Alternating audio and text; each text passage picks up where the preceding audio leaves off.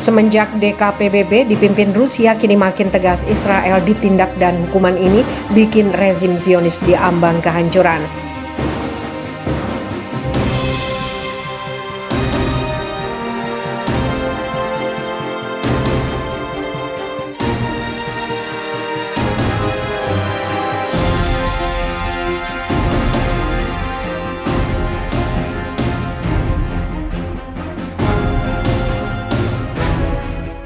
Mengejutkan, rezim Zionis mulai panas dingin ketika akhirnya dalam sidang PBB Israel secara sah dan resmi diminta pertanggungjawabannya dalam kerusuhan dan penindasan yang dilakukan pada warga Palestina dan pendudukan resmi di sana. Keputusan PBB ditolak keras para pemimpin Israel hingga menciptakan chaos.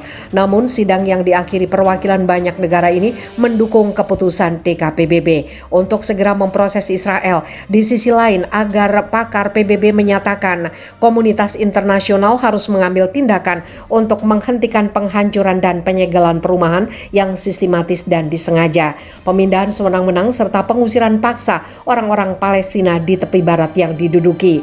Pakar PBB yang memberikan pelaporannya yaitu Francesca Albanese, pelapor khusus PBB tentang situasi hak asasi manusia di wilayah Palestina yang diduduki sejak 1967. Balakrishnan Raja Gopal, pelapor khusus tentang hak atas perumahan yang layak, dan Paula Gaviria Betancur, pelapor khusus untuk HAM pengungsi internal. Sebagaimana dilaporkan kantor berita Wafa, pada Januari 2023 saja, otoritas Israel dilaporkan menghancurkan 132 bangunan Palestina di 38 komunitas di tepi barat yang diduduki, termasuk 34 perumahan dan 15 bangunan yang didanai negara donor. Angka ini mewakili peningkatan 135% dibandingkan dengan periode yang sama pada tahun 2022, termasuk 5 penghancuran bangunan sebagai hukuman tanpa pengadilan.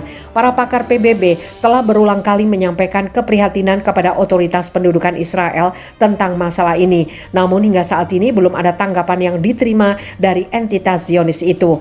Para pakar PBB menyimpulkan penghancuran sistematis rumah-rumah Palestina, pembangunan pemukiman ilegal Israel, dan penolakan sistematis izin bangunan bagi warga Palestina di tepi barat yang diduduki sama dengan domisida. Para ahli menegaskan kembali keprihatinan mereka atas situasi di masa Feriata, di mana lebih dari 1.100 warga Palestina berada dalam risiko penggusuran paksa, pemindahan sewenang-wenang dan penghancuran rumah, mata pencarian, sumber air, dan struktur sanitasi mereka. Pada November 2022, otoritas Israel menghancurkan sekolah yang didanai donor di SV Al-Fauqa. 4 sekolah lain di daerah itu berada di bawah pemerintahan pembongkaran.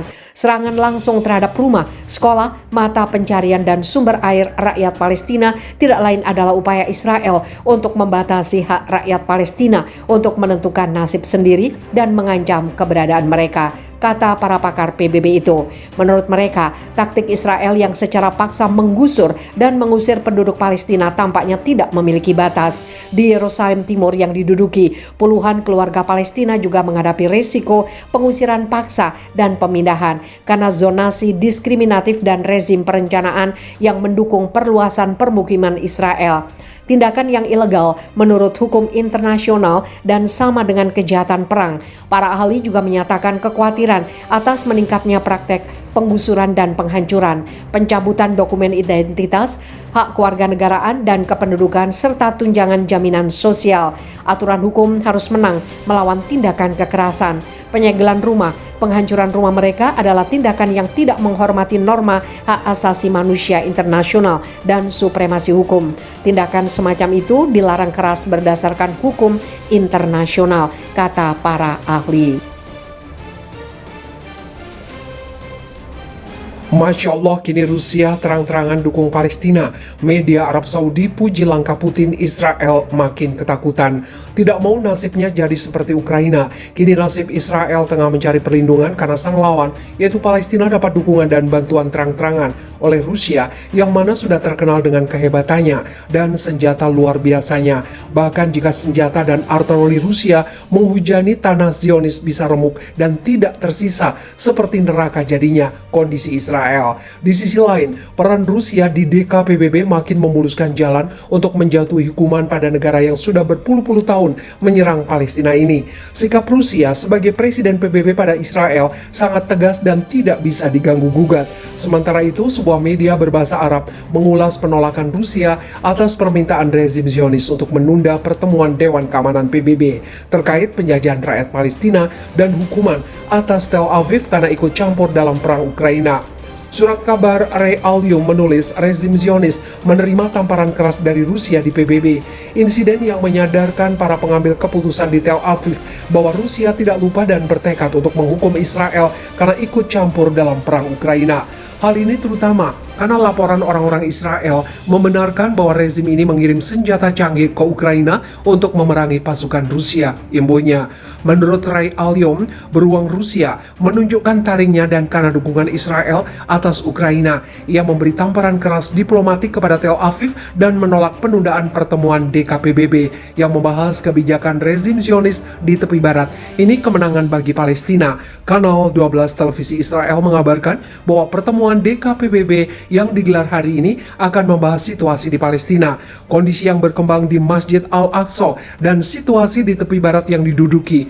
Sebelumnya, wakil rezim Zionis di PBB Gilad Erdan menulis surat kepada wakil tetap Rusia di PBB Vasily Nebenzia untuk menunda debat terkait pendudukan Palestina, tapi ditolak oleh Moskow. Rusia menolak permintaan rezim Zionis untuk mengubah waktu pelaksanaan sidang Dewan Keamanan PBB terkait konflik Israel dan Palestina yang dijadwalkan pada hari Selasa ini. Sergei Lavrov, Menteri Luar Negeri Rusia, bermaksud menggelar sidang bulanan DKPBB terkait konflik Israel dan Palestina pada hari Senin 24 April 2023. Bertepatan dengan hari peringatan Israel saat itu. Wakil rezim Zionis di PBB Gilad Erdan dalam suratnya untuk wakil tetap Rusia di PBB, Vasily Nebenzia, karena Rusia menjabat sebagai ketua periodik DKPBB, menulis tanggal 24 April adalah hari peringatan yang sangat penting bagi Israel. Namun, Rusia menolak untuk mengundur sidang tersebut dan tetap